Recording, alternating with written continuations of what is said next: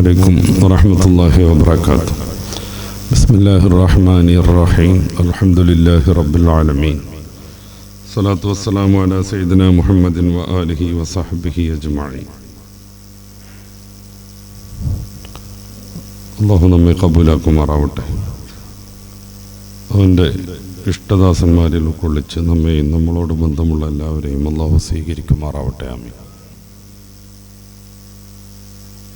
യഥാർത്ഥ വിശ്വാസികളെക്കുറിച്ചുള്ള പരിശുദ്ധ ഖുർആനിലെ സൂറത്തുൽ മുഅ്മിനൂനിൻ്റെ ആദ്യ ഭാഗങ്ങളാണ് നമ്മൾ സംസാരിച്ചുകൊണ്ടിരിക്കുന്നത്. കഴിഞ്ഞ പ്രാവശ്യം നിസ്കാരത്തിലെ ഭയഭക്തിയെക്കുറിച്ചാണ് കൂടുതലായി നമ്മൾ വിശദീകരിച്ചത്. പിന്നെ വിശ്വാസികൾ ആഖിറത്തിന് പ്രാധാന്യം നൽകി ജീവിക്കുമ്പോൾ ദുനിയാവിലെ പലവിധ ആഡംബരങ്ങളിൽ നിന്നും അലങ്കാരങ്ങളിൽ നിന്നും മനസ്സിന് ഉത്തേജനം നൽകുന്ന വിനോദോപാധികളിൽ നിന്നുമൊക്കെ മാറി നിൽക്കുമെന്ന കാര്യം വളരെ ശ്രദ്ധയോടുകൂടെ നമ്മൾ കൈകാര്യം ചെയ്യേണ്ട ആ വിഷയത്തെക്കുറിച്ചും കഴിഞ്ഞ ക്ലാസ്സിൽ നമ്മൾ വിശദീകരിച്ചിട്ടുണ്ട്. ഇന്ന് ഈ ഭാഗം അവസാനിപ്പിക്കണമെന്നാണ് ഞാൻ ആഗ്രഹിക്കുന്നത്. പ്രധാനമായും സാമ്പത്തിക വിശുദ്ധിയെക്കുറിച്ചും ലൈംഗിക വിശുദ്ധിയെക്കുറിച്ചുമാണ് ഇന്ന് ആദ്യ ഭാഗത്ത് നമ്മൾ സംസാരിക്കാനുള്ളത്. പിന്നെ ഉത്തരവാദിത്വ ബോധം എങ്ങനെയാണ് നിർവഹിക്കേണ്ടത്, അമാനത്തിനെയും അഹദിനെയും സൂക്ഷിപ്പുധനങ്ങളെയും നമ്മെ വിശ്വസിച്ചേൽപ്പിച്ച കാര്യങ്ങളെയും ഏത് രീതിയിലാണ് കൈകാര്യം ചെയ്യേണ്ടത് തുടങ്ങിയ യഥാർത്ഥ വിശ്വാസികളുടെ ഏതാനും വിശേഷണങ്ങൾ കൂടെ സംസാരിച്ച് ഇൻഷാ അല്ലാഹ് നമുക്ക് ഈ ഭാഗം ഇന്ന് അവസാനിപ്പിക്കണമെന്ന് തോന്നുന്നു. അല്ലാഹു തൗഫീഖ് നൽകുമാറാവട്ടെ. ആമീൻ.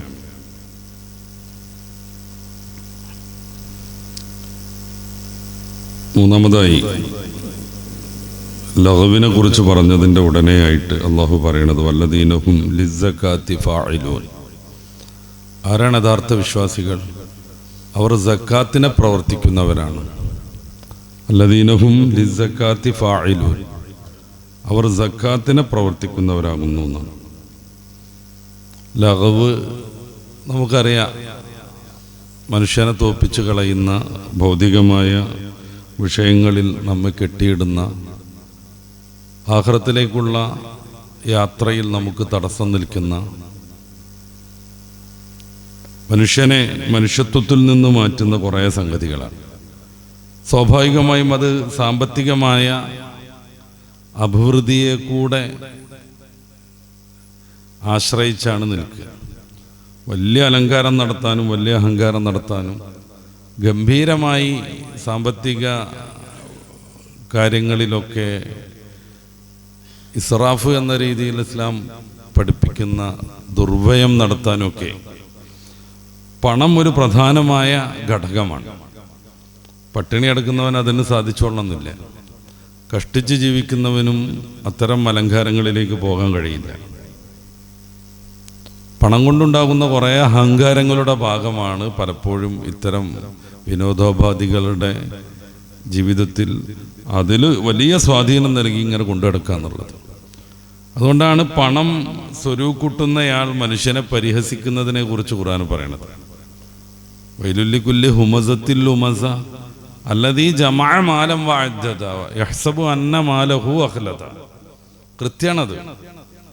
വൈലുല്ലിക്കുല്ലി ഹുമസത്തിൽ ലുമസ, മനുഷ്യനെ പരിഹസിക്കുകയും കുത്തിപ്പറയുകയും അവനെ സമൂഹമധ്യേ മാനം കെടുത്തുകയും ഒക്കെ ചെയ്യുന്ന ആളുകൾക്ക് അതേപ്രകാരം ടൈറ്റ് പേര് വിളിച്ച് പരിഹസിക്കുക, ചീത്തപ്പേര്, ഒരാൾക്ക് ഇഷ്ടമല്ലാത്ത ഒരു ഡ്യൂപ്ലിക്കേറ്റ് പേര് വയ്ക്കുക, ഇതൊക്കെ പറഞ്ഞ് മനുഷ്യനെ പരിഹസിക്കുന്ന ആൾക്ക് നരകത്തിലെ അഗാധമായ ഗർത്തം, വളരെ പീഡനങ്ങൾ സഹിക്കേണ്ടി വരുന്ന വൈല് ലഭ്യമാകുമെന്നാണ് ആ സൂറത്തിൻ്റെ ആമുഖം. വൈലുല്ലിക്കുല്ലി ഹുമസത്തിൽ ലുമസ. ഈ പരിഹസിച്ച അഹങ്കാരം കാണിച്ച് സാധുവിനെ പരിഗണിക്കാതെ സാധുക്കളാകുന്ന മനുഷ്യനെ മാനം കെടുത്തിക്കൊണ്ട് ജീവിക്കുന്നവരുടെ വിശേഷണം എന്താണ്? അല്ലദീ ജമഅ മാലൻ വഅദ്ദദ. അവൻ പണം കുറേയേറെ സ്വരൂകൂട്ടിയിരിക്കുന്നു, എന്നിട്ട് അതിങ്ങനെ എണ്ണി കണക്കാക്കിക്കൊണ്ടിരിക്കും. ഇടക്കിടക്ക് മൂപ്പര് ATM കയറും, ബാലൻസ് ചെക്ക് ചെയ്യും, എന്നിട്ട് ഇങ്ങനെ സന്തോഷത്തിൽ ഇറങ്ങി വരും. ഞാനെന്ന മഹാൻ എന്നിങ്ങനെ തോന്നും. ഇത് റബ്ബ് നൽകിയതാണെന്നും റബ്ബിൻ്റെ തീരുമാനം എത്തുന്ന സമയത്ത് ഇതല്ല, ഈ ഭൂലോകം മൊത്തം സമ്പത്തൊരുത്തനുണ്ടായാലും അതെല്ലാം നിഷ്പ്രഭമാകുമെന്നും ഓർക്കാൻ ഈ ഒരു സാമ്പത്തികമായ ഭദ്രതയുടെ അഹങ്കാരത്തിൽ അവന് സാധിക്കില്ല. അതുകൊണ്ടാണ് അല്ലദീ ജമഅ മാലൻ വഅദ്ദദ യഹ്സബു, അവൻ വിചാരിക്കുന്നത് അന്ന മാലഹു അഖ്ലദ, അവൻ്റെ സമ്പത്ത് അവനെ എന്നും ഇങ്ങനെ നിലനിർത്തിക്കൊണ്ടിരിക്കുന്നതാണ്. അഖ്ലദ, ഉപരി ദുനിയാവിൽ നിന്ന് പോകൂല എന്ന് അവൻ്റെ വിചാരം. മൂപ്പർക്ക് ഈ സമ്പത്തുള്ളത് കൊണ്ട് എന്തും സാധ്യമാണെന്നാണ് മൂപ്പരുടെ ദുരാഗ്രഹം. ഈ ഒരു നെകളിപ്പിൽ നിൽക്കുമ്പോൾ പാവപ്പെട്ടവനെ കാണാൻ കഴിയില്ല, അവനെ പരിഹസിക്കാൻ കഴിയും, ടൈറ്റ് പേര് വിളിക്കും, മാനം കെടുത്തും. ഇക്കാര്യം സമ്പത്തുമായി ബന്ധപ്പെട്ട് ഖുർആൻ പറയുന്നുണ്ട്. ഈ ലഹവ് എന്ന രീതിയിൽ നമ്മൾ കഴിഞ്ഞ ക്ലാസ്സിൽ ദീർഘമായി എടുത്ത ആ അഹങ്കാരങ്ങളും അലങ്കാരങ്ങളും അനാവശ്യമായ കളി തമാശകളും സമ്പത്തിൻ്റെ ആ ഒരു പളപളപ്പിലാണ് കൂടുതൽ നടക്കുക. അഷ്ടിക്ക് വകയില്ലാത്തവന് അതേക്കുറിച്ചൊന്നും ആലോചിക്കാൻ സാധാരണഗതിയിൽ കഴിയില്ല. അതുകൊണ്ടാവണം ഈ ലഹവിനെക്കുറിച്ച് പറഞ്ഞ ഉടനെ വല്ലദീനഹും ലിസ്സകാത്തി ഫാഇലൂൻ, യഥാർത്ഥ വിശ്വാസികൾ ആരാണ്? ഈ ലഹവുകാർ ചെയ്യണത് പോലെ സാമ്പത്തികമായി ദുർവ്യയം ചെയ്ത് അതുകൊണ്ട് അഹങ്കാരം കാണിച്ച് നടക്കാതെ കൃത്യമായ രീതിയിൽ അവർ അവരുടെ സാമ്പത്തിക ബാധ്യതകൾ നിർവഹിക്കുന്നു. സക്കാത്ത് എന്നാണല്ലോ നമ്മുടെ പ്രയോഗം. സക്ക യുസക്കി എന്ന് പറയുന്ന ഒരു ഫിഅലിൻ്റെ ഇസ്മു മസ്ദർ എന്നാണ് ഗ്രാമർ പ്രകാരം അതേക്കുറിച്ച് പറയാം. അതിൻ്റെ നേരർത്ഥം എന്താണ്? ശുദ്ധീകരിക്കുക, അല്ലെങ്കിൽ വളർച്ച, ഉയർച്ച എന്നൊക്കെ. ശുദ്ധീകരിക്കുക എന്ന് പറയുമ്പോൾ സമ്പത്തിനെ ശുദ്ധീകരിക്കുന്നു സക്കാത്ത്. സക്കാത്ത് നൽകുന്നയാളുടെ ശരീരത്തെ ശുദ്ധീകരിക്കുന്നു. ഫിത്ർ സക്കാത്തിൻ്റെ ഒക്കെ ലക്ഷ്യം അതാണ്. പിന്നെ ഈ സമ്പത്തിനോട് മനുഷ്യന് എപ്പോഴും ഒരു താല്പര്യം ഉണ്ടാകും, പിന്നെയും പിന്നെയും പിന്നെയും വർദ്ധിപ്പിക്കാൻ ശ്രമിച്ചുകൊണ്ടിരിക്കും. അങ്ങനെയൊക്കെ ആകുമ്പോഴും ഈ സമ്പത്ത് കൊണ്ടുണ്ടാകുന്ന ദുരാഗ്രഹങ്ങളിൽ നിന്ന് അവൻ്റെ ആത്മാവിനെ ശുദ്ധീകരിക്കുന്നു. ഇത് മൊത്തമൊന്നും എൻ്റെതല്ല എന്നുള്ള ബോധത്തിലേക്ക് അവൻ ഉയരുന്നു എന്നർത്ഥം.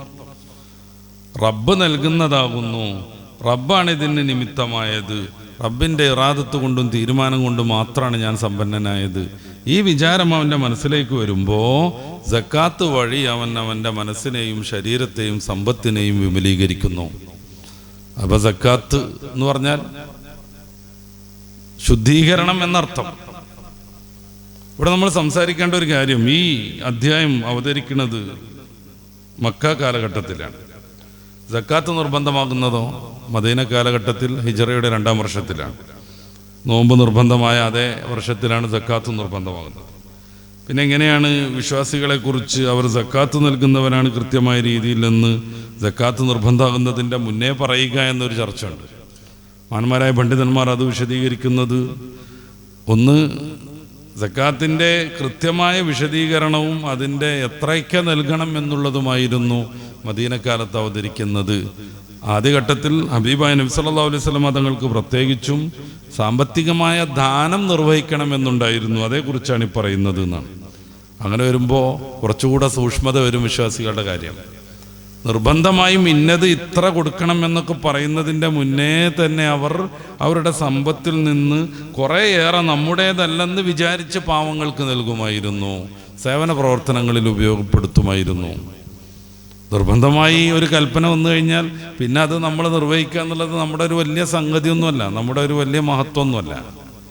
ഒരാളെനിക്ക് കടം തന്നു 1000 രൂപ, പറഞ്ഞ സമയത്ത് അത് നൽകുക എന്നുള്ളത് എൻ്റെ ഒരു മഹത്വമൊന്നുമല്ല, പിന്നെ അതെൻ്റെ ബാധ്യത മാത്രമാണ്. നേരെ മറിച്ച് അങ്ങനെ ഒരു ബാധ്യത കൃത്യമായി നിശ്ചയിക്കപ്പെടാത്ത അന്ന് തന്നെയും സമ്പത്തുള്ളൊരു മനുഷ്യൻ കൃത്യമായ അയാളുടെ സമ്പത്തിൽ അതിൻ്റെതായ നിർവഹണം, അതിൻ്റെതായ നീതി നിർവഹണം നടത്തുന്നുവെങ്കിൽ അദ്ദേഹം കൂടുതൽ മഹാനാണ്, മഹത്വമേറിയ ആളാണ്. ഈ കടം വാങ്ങുന്നതിന് ചില നിയമങ്ങളും നിയന്ത്രണങ്ങളും ഉണ്ടല്ലേ, മുമ്പെങ്ങാണ്ട് സൂചിപ്പിച്ചു എന്നാണ് എനിക്ക് തോന്നുന്നത്. കടം വാങ്ങുന്നയാൾ കടം വീട്ടാൻ കൃത്യമായ ഒരു ഉപാധി മുന്നിൽ കണ്ടേ അടിയന്തര പ്രാധാന്യമുള്ള ലറൂറിയായ വിഷയങ്ങൾക്കല്ലാതെ കടം വാങ്ങാൻ പാടുള്ളൂ. ഇപ്പം കടം വാങ്ങി ഭക്ഷണം കഴിച്ചില്ലെങ്കിൽ കുട്ടികൾ മരിച്ചു പോകും, അത്രക്കൊരു ഘട്ടെത്തിയിട്ടുണ്ട്. ശരീരത്തിന് നാശം വന്നു പോകും. അങ്ങനെയാണെങ്കിൽ തിരിച്ചു നൽകാനുള്ള തിരിച്ചടവിനുള്ള മാനദണ്ഡമൊന്നും പ്രത്യേകിച്ച് അതിനുള്ള കാരണങ്ങളൊന്നും കാണാതെ തന്നെ കടം വാങ്ങാം.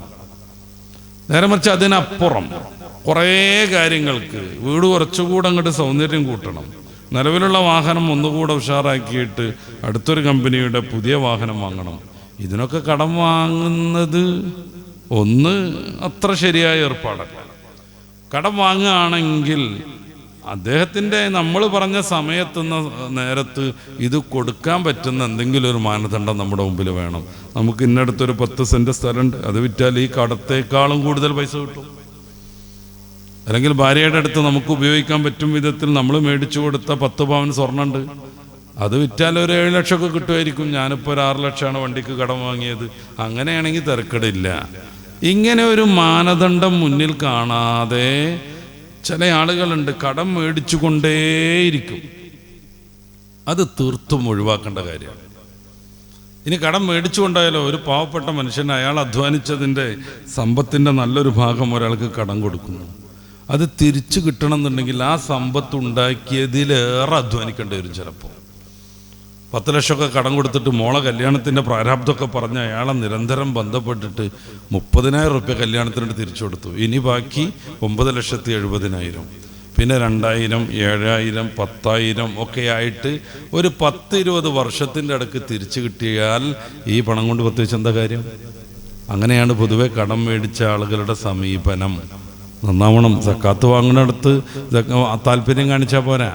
നമ്മൾ നിർവഹിക്കേണ്ട ഓരോ കാര്യത്തിലും ഓരോരുത്തരും സാമ്പത്തിക രംഗത്ത് ശ്രദ്ധാലുക്കളാവണം. ഈ പറയണതൊക്കെ സമ്പന്നന്മാരെ ബാധിച്ച കാര്യമാണ്. നമുക്കൊന്നും അവിടെ ഒരു റോളും ഇല്ല എന്ന് വിചാരിക്കരുത്. സാമ്പത്തിക രംഗത്ത് പണമുള്ളവൻ ആ രീതിയിലുള്ള മര്യാദകൾ പാലിക്കണം. പണമില്ലാത്തയാൾ കടം വാങ്ങുന്നിടത്ത് ശ്രദ്ധ പുലർത്തണം. കടം മേടിച്ചു കഴിഞ്ഞാൽ കൃത്യസമയത്ത് കൊടുക്കണം. ഈ കടം തരാൻ നല്ല മനസ്സ് കാണിച്ചയാൾ ഇത് കാരണത്താൽ ഉപദ്രവിച്ചുകൊണ്ടിരിക്കരുത്. ഇതൊക്കെ ശ്രദ്ധിക്കുമ്പോഴാണ് നല്ല വിശ്വാസിയാകുക. കടം മേടിക്കുന്നതിൽ ഭയങ്കരമായ താല്പര്യമുള്ള കുറേ ആൾക്കാർ മേടിച്ചങ്ങനെ ജീവിക്കും. ഇതെല്ലാം കൂടെ വെച്ചിട്ടൊരു മരണമുണ്ട്. ഹബീബായ റസൂൽ സല്ലല്ലാഹു അലൈഹി വസല്ലം തങ്ങൾ മയ്യത്ത് നിസ്കരിച്ചില്ല. കടക്കാരൻ്റെ മൃതശരീരം എത്തിയപ്പോൾ നിങ്ങൾ നിസ്കരിച്ചോളൂ എന്ന് പറഞ്ഞ് അവിടുന്ന് മാറി നിന്നു. റസൂലുള്ളാഹി സ്വല്ലല്ലാഹു അലൈഹി വസല്ലം തങ്ങൾ നിസ്കരിക്കാൻ വിമ്മിട്ടം കാണിച്ചു. കടക്കാരൻ്റെ മയ്യത്തെത്തിയപ്പോൾ അവിടുന്ന് നിസ്കരിച്ചില്ല. നിങ്ങൾ നിസ്കരിച്ചോളൂ പറഞ്ഞു. നിസ്കരിക്കാൻ പറ്റൂല എന്നൊന്നുമല്ല, റസൂല് മാറി നിന്നു. അവസാനം ഏതൊരു സഹാബി വരെയാണ് അദ്ദേഹത്തിൻ്റെ കടം ഏറ്റെടുത്തിട്ടാണ് ഷഫീഉൽ വറ മുഹമ്മദുർ റസൂലുള്ളാഹി അദ്ദേഹത്തിന് വേണ്ടിയിട്ട് മയ്യത്ത് നിസ്കാരത്തിന് നേതൃത്വം കൊടുക്കുന്നത്. കാരുണ്യത്തിൻ്റെ പ്രവാചകനായതുകൊണ്ട് അതിങ്ങനെ അപ്പോഴേക്ക് കയറാൻ നിൽക്കണ്ട. ഇങ്ങനെ കടം വാങ്ങി ആഖിറം നശിക്കരുത് എൻ്റെ ഉമ്മത്തെന്ന് അവിടുന്ന് വിചാരിക്കുന്നു. അത് കൃത്യമായി നടപ്പിലാക്കാൻ വേണ്ടി ഒരു കടക്കാരൻ്റെ മയ്യത്തെത്തിയപ്പോൾ തൽക്കാലം മാറി നിൽക്കുന്നു. അങ്ങനെ മാറി നിന്നപ്പോൾ ഒരു സഹാബി വരെയെന്ന് തോന്നുന്നു ഇത് ഏറ്റെടുത്ത് വീട്ടണമെന്ന്. അതോടുകൂടി ഹബീബായ റസൂൽ സല്ലല്ലാഹു അലൈഹി വസല്ലം തങ്ങൾ ഇദ്ദേഹത്തിന് വേണ്ടി മയ്യത്ത് നിസ്കാരത്തിന് നേതൃത്വം കൊടുക്കുന്നു. ഇത്രമേൽ സങ്കീർണമാണ് ഈ സംഗതി. നിവൃത്തികേടുകൊണ്ട് കടം വാങ്ങുന്ന ആളുകളെ ഉപദ്രവിക്കല്ല ഞാൻ. ഈ കാര്യം അറിയണം.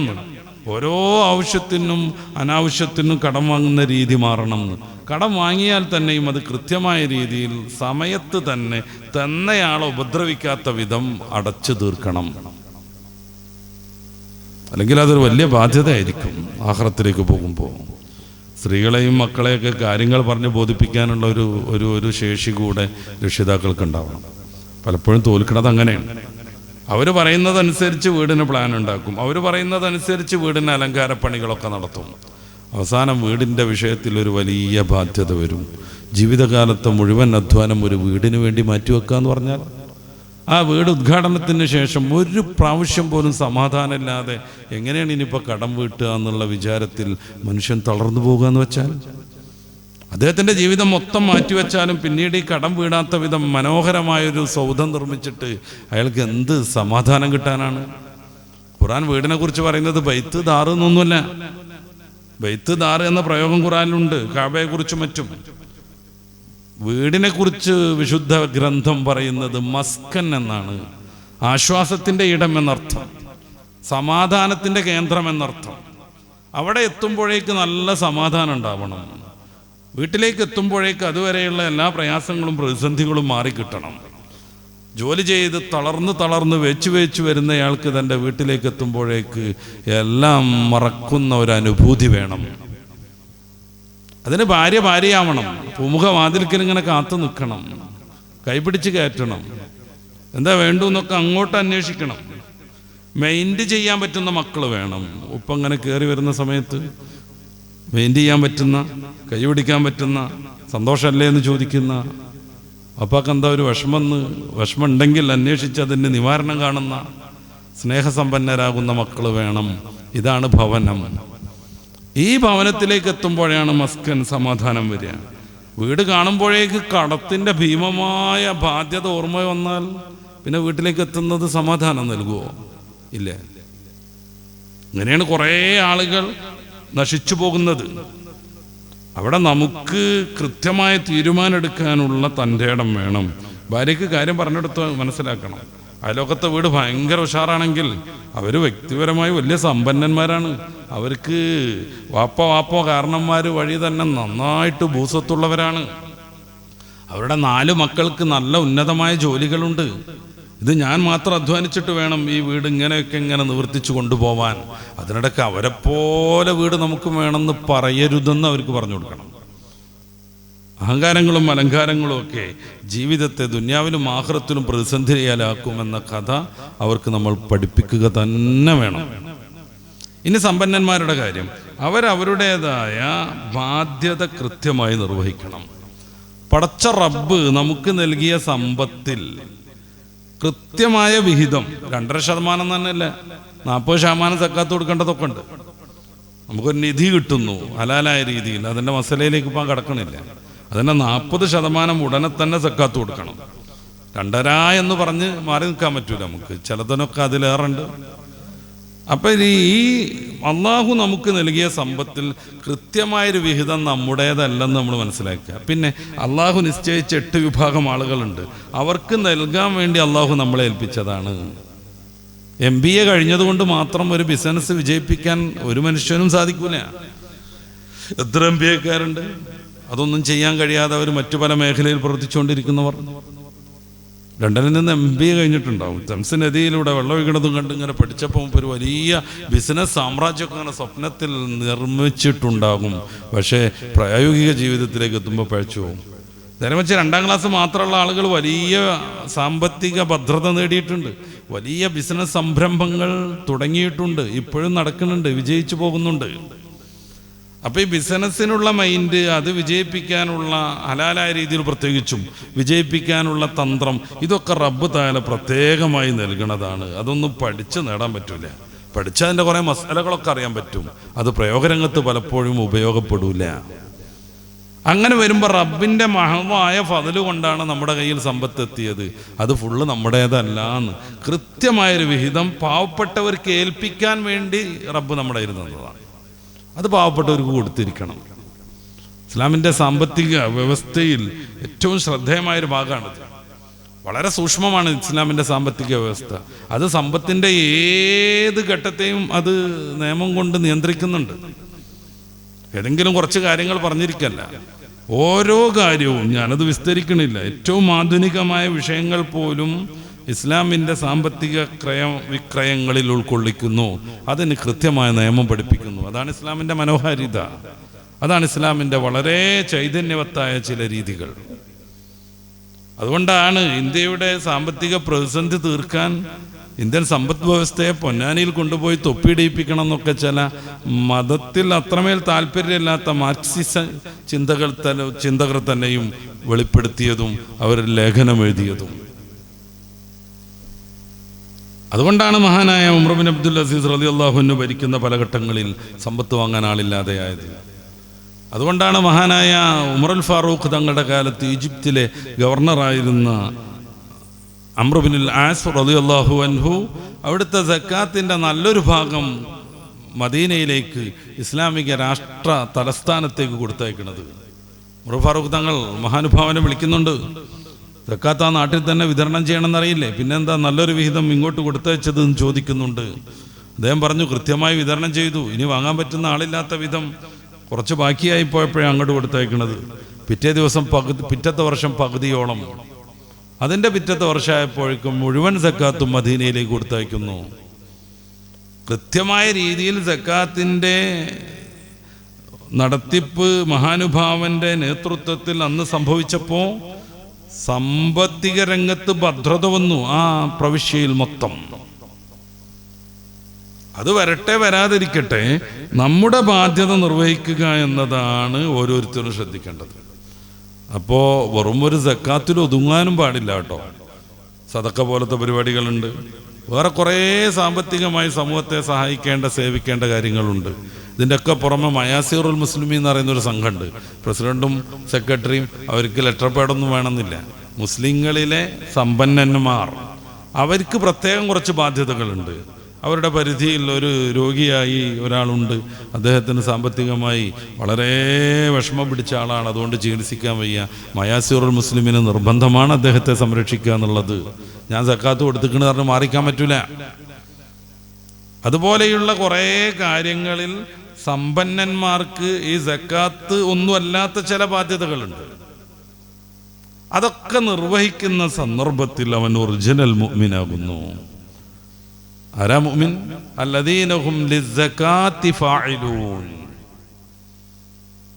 ഈ ആയത്തിന് ഇത് മദീനയിൽ അവതരിച്ചതല്ല എന്ന് നമ്മൾ പറഞ്ഞു. മക്കക്കാലത്താണ്, അന്ന് സക്കാത്ത് നിർബന്ധമല്ലെന്ന് പറഞ്ഞു. അതുകൊണ്ട് തന്നെ സാമ്പത്തിക രംഗത്തുള്ള ആ ഒരു സക്കാത്തിനെ കുറിച്ചല്ല പറയുന്നത്. മനുഷ്യൻ സർവാത്മന വിശുദ്ധരായിരിക്കണം എന്ന് പറയുന്ന ചില വിശദീകരണങ്ങൾ നമുക്ക് കാണാൻ പറ്റും. ഇബ്നു കസീറിനെ പോലെയുള്ള പണ്ഡിതന്മാർ ഇത് രണ്ടും ഇവിടെ പ്രായോഗികമാണെന്നും ഇത് രണ്ടും ഉദ്ദേശ്യമാണെന്നും വിശദീകരിക്കുന്നുണ്ട്. അങ്ങനെ വരുമ്പോൾ അല്ലദീനഹും ലിസ്സകാത്തി ഫാഇലൂൻ എന്ന് പറഞ്ഞ എന്താ അർത്ഥം? അവർ സാമ്പത്തികമായ ഇടപാടുകൾ കൃത്യമായി നിർവഹിക്കുന്നു.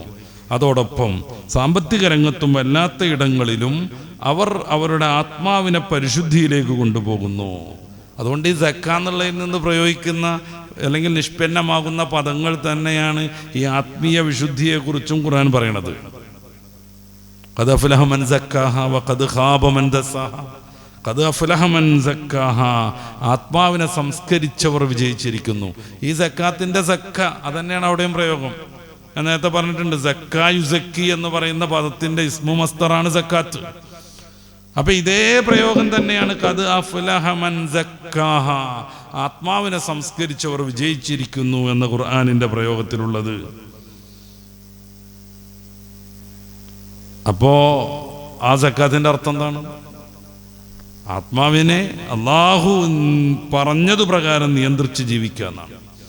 അപ്പൊ അവിടെ സമ്പത്ത് മാത്രമായിട്ടല്ല വരുന്നത്, എല്ലാം സമ്പത്താകട്ടെ മറ്റ് ഏതൊക്കെ രീതിയുണ്ടോ, ഏതൊക്കെ ജീവിതത്തിലെ ഘട്ടങ്ങളുണ്ടോ, നമ്മളുമായി ബന്ധപ്പെട്ട് ഏതൊക്കെ പ്രവൃത്തിയുണ്ടോ, ഏതൊക്കെ ചിന്തയുണ്ടോ, കാഴ്ചയുണ്ടോ, സ്പർശനമുണ്ടോ, അതിലെല്ലാം മനുഷ്യന്റെ ശരീരത്തെയും ആത്മാവിനെയും വിശുദ്ധീകരിച്ച് ജീവിക്കുന്നവർ. വിശ്വാസി അങ്ങനെ ആവണം എന്നാണല്ലോ മതത്തിന്റെ താല്പര്യം.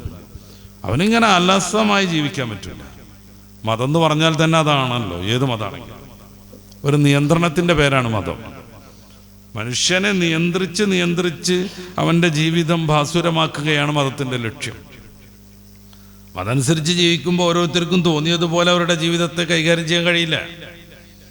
ഓരോരുത്തരും ഇഷ്ടപ്രകാരം വേറൊരുത്തനുമായി ഡീൽ ചെയ്യാൻ കഴിയില്ല. അവന്റെ ചിന്ത മുതൽ നോക്കും വാക്കും വരെയും മതത്തിന്റെ മേമ്പടിയോടുകൂടെ കൈകാര്യം ചെയ്യണം. എന്താണ് ഇസ്ലാം പറയണത്, അതനുസരിച്ചാവണം അവന്റെ ജീവിതം.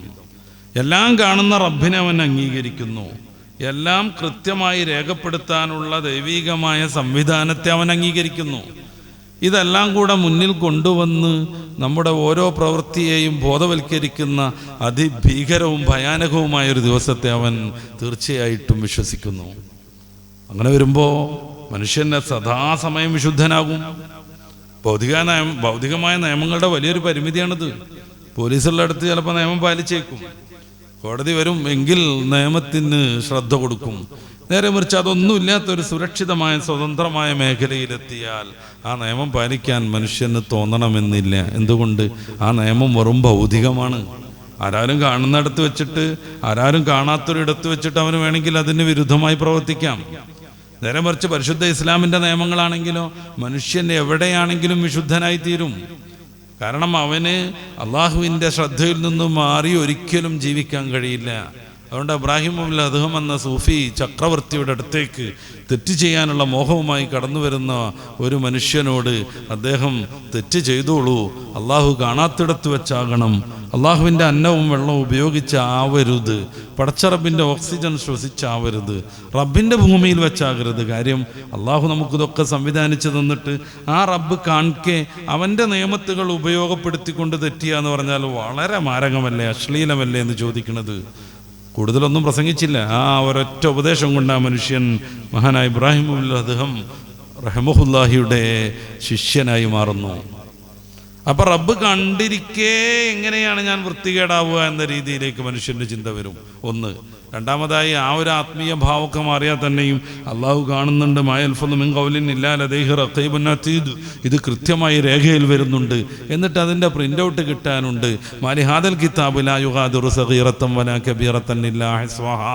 പടച്ച റബ്ബേ, ഇതെന്തൊരു ഗ്രന്ഥമാണ്, ഞാൻ ചെയ്തത് ചെറുതും വലുതും സ്വകാര്യമായതും പരസ്യമായതും ആരാരും കാണാതിരിക്കാൻ ഞാൻ നന്നായിട്ട് ശ്രദ്ധിച്ചതും എല്ലാം ഈ പുസ്തകത്തിലുണ്ടല്ലോ എന്ന് വളരെ ദയനീയമായി വിലപിക്കുന്ന ഒരു രംഗത്തെക്കുറിച്ച് ആ മനുഷ്യൻ്റെ ശ്രദ്ധയിൽ വരും. അതോടുകൂടി അവൻ സദാസമയം ജാഗ്രതാകും. സദാസമയവും അവൻ ആത്മീയമായി പുരോഗതിയിലൂടെ മാത്രം ജീവിക്കും. ഇതാണ് മതം. അങ്ങനെ വരുമ്പോൾ ശരീരത്തിൻ്റെയും സമ്പത്തിൻ്റെയും എല്ലാ കാര്യങ്ങളിലും അവൻ വിശുദ്ധനാകും. ഖദ് അഫ്ലഹ മൻ സക്കാഹ. ആത്മാവിനെ സംസ്കരിച്ചവൻ വിജയിച്ചു. ഇത് രണ്ടും ഒരുപോലെ ഇതിൻ്റെ ലക്ഷ്യമാണെന്ന് മഹാന്മാരായ പണ്ഡിതന്മാർ പഠിപ്പിക്കുന്നു. അങ്ങനെ വരുമ്പോൾ സത്യവിശ്വാസികളുടെ ഏറ്റവും പ്രധാനപ്പെട്ട ഒരു അടയാളം, അവർ നിസ്കാരത്തിൽ ഭക്തിയുള്ളവരാണ്, അവർ അനാവശ്യമായ കളിതമാശകളിൽ നിന്ന് മാറി നിൽക്കുന്നവരാണ്. മൂന്നാമതായി വല്ലദീനഹും ലിസ്സകാത്തി ഫാഇലൂൻ, അവർ സാമ്പത്തികമായും ആത്മീയമായും വിശുദ്ധി സൂക്ഷിക്കുന്നവരാകുന്നു. സമ്പത്തിൻ്റെ നൽകാനുള്ളതൊക്കെ നൽകും, അപ്പോൾ അത് ശുദ്ധമാകും. മനസ്സുകൊണ്ടും ശരീരം കൊണ്ടും അധർമ്മം ചെയ്യാത്ത വിധം ശ്രദ്ധിക്കും. അതുകൊണ്ട് മനസ്സും അവൻ്റെ ശരീരവും ആത്മാവും വിശുദ്ധമാകും. ഇത്തരം ആളുകൾക്കാണ് പടച്ച റബ്ബ് സ്വർഗം തുറന്നു വെച്ചത് എന്ന് ഈ ചർച്ചയുടെ അവസാനത്തിൽ ഖുർആൻ ഉറപ്പ് പറയുന്നുണ്ട്. അടുത്തതായി നമ്മൾ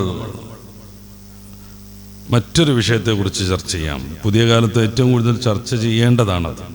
വല്ലദീനഹും ലിഫുറൂജിഹിം ഹാഫിളൂൻ ഇല്ലാ അലാ അസ്വാജിഹിം ഔ മാ മലക്കത് അയ്മാനുഹും ഫഇന്നഹും ഗൈറു മലൂമീൻ.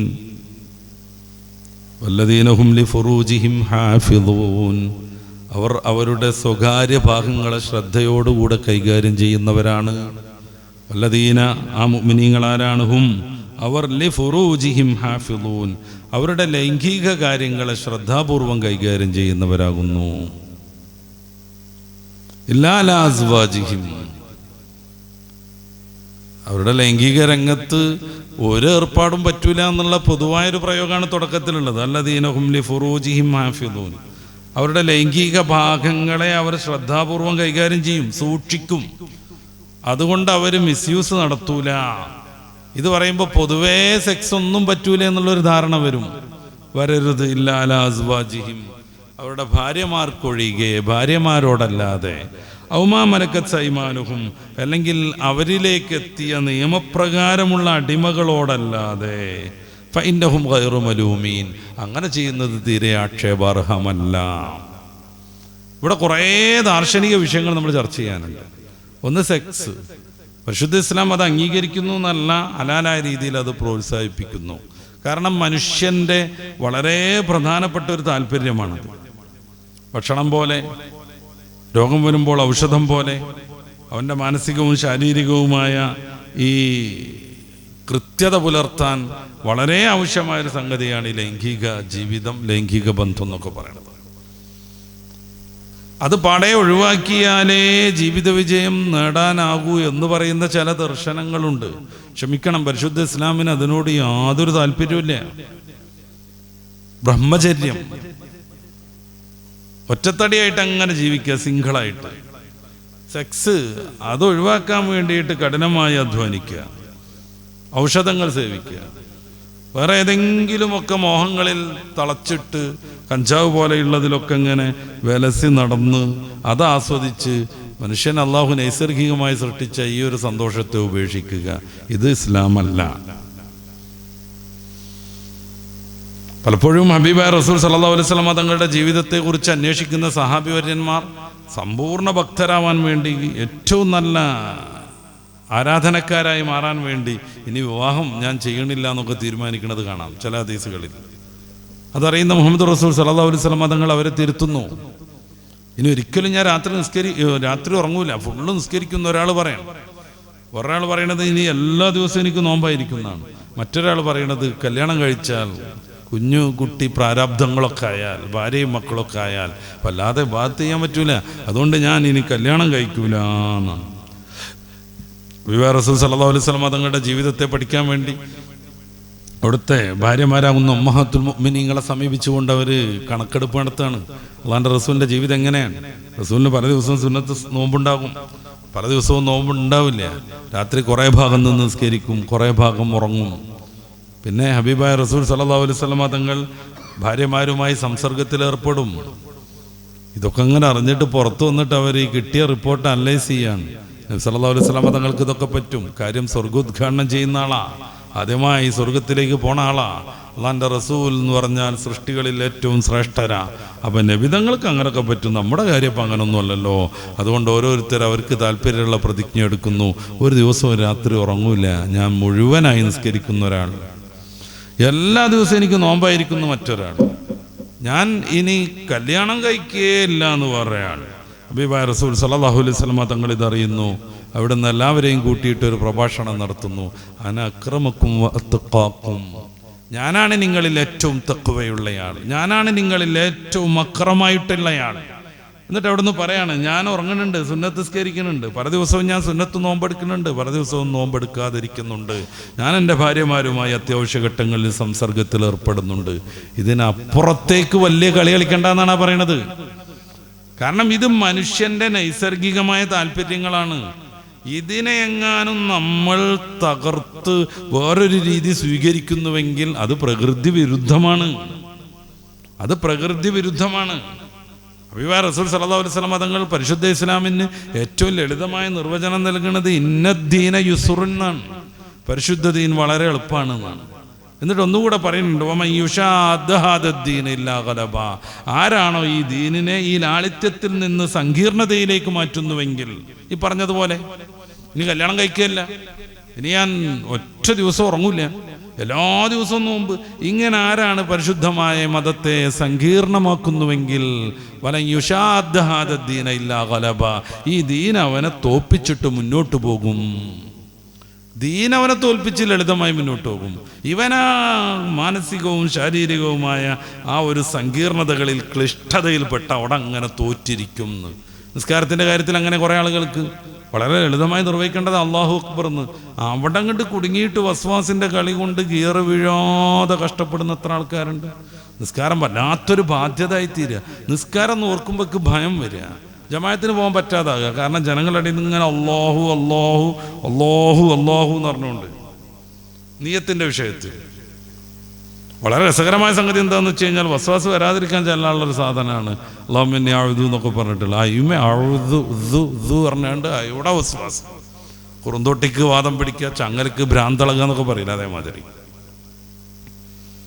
ഒന്നെടുത്തിട്ട് തീരണം എന്നുണ്ടെങ്കിൽ 2 ടാങ്ക് വെള്ളം കഴിയണമെന്നുണ്ടെങ്കിൽ, ഒന്ന് കുളിച്ചിട്ട് വലിയ ശുദ്ധി ഉയർന്നു കിട്ടണമെന്നുണ്ടെങ്കിൽ ചില്ലറ അധ്വാനമൊന്നുമല്ല. കണ്ണും മുഖമൊക്കെ ചുമന്ന് ഒരതി ഒരതി ഒരതി ഒരതി. ഹബീബായ റസൂൽ സല്ലല്ലാഹു അലൈഹി വസല്ലം തങ്ങൾ 3 സാഴ് വെള്ളം കൊണ്ട് കുടിച്ചിരുന്നു. എത്രയാണത് എന്ന് ആലോചിച്ച് നോക്കൂ. കാരണം വെള്ളം അത്രമേൽ ശ്രദ്ധിക്കേണ്ട ഒരു കാര്യമാണ്. ഞാൻ അങ്ങോട്ട് കിടക്കണില്ല.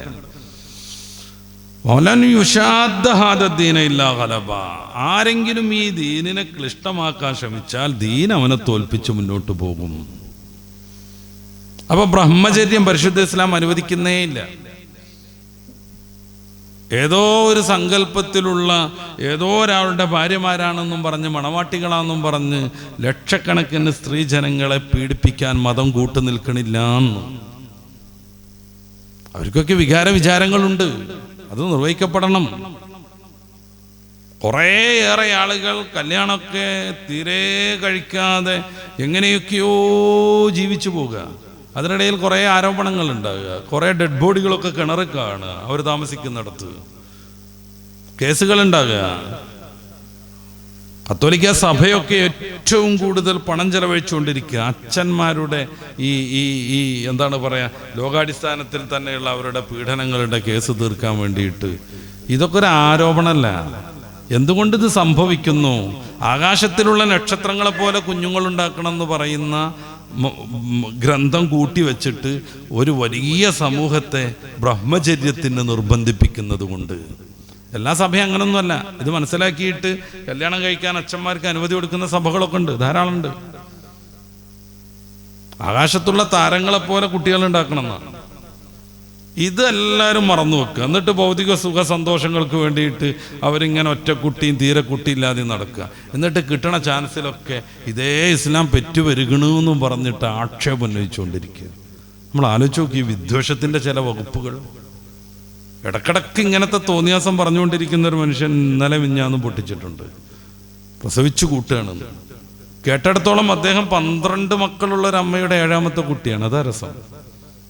മധുസൂദനൻ നായരുടെ കവിത 12 മക്കളെ പെറ്റൊരമ്മേ നിന്റെ മക്കളിൽ ഞാനാണ് ഭ്രാന്തൻ എന്നുറക്കച്ചെല്ലാൻ അർഹതയുള്ള ആളാണെന്നർത്ഥം.